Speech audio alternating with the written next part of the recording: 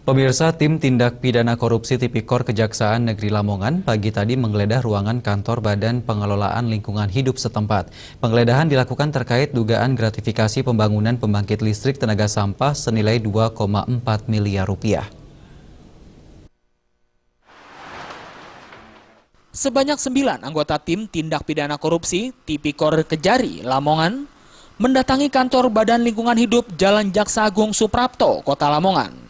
Penggeledahan dipimpin Kepala Seksi Tindak Pidana Khusus Kejari Lamongan, Edi Subhan ini.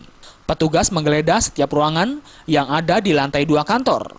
Edi Subhan, Kasipitsus Kejari Lamongan mengatakan penggeledahan ini sendiri dilakukan karena ada dugaan adanya gratifikasi pembangunan pembangkit listrik tenaga sampah senilai 2,4 miliar rupiah yang berada di tempat pembuangan akhir TPA Tambakri Gadung, Kecamatan Tikung, yang dibangun sejak tahun 2014 lalu.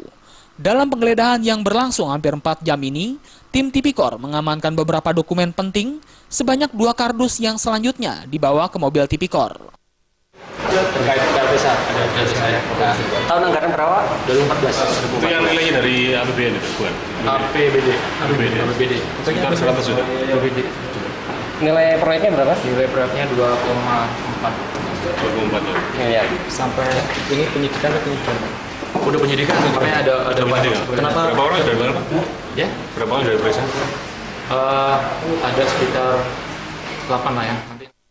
Selain mengamankan sejumlah dokumen, tim Tipikor juga melakukan pemeriksaan kepada sejumlah pegawai yang diduga terlibat dalam pembangunan pembangkit listrik tenaga sampah. Dari Lamongan, Jawa Timur, Muhammad Basoir melaporkan.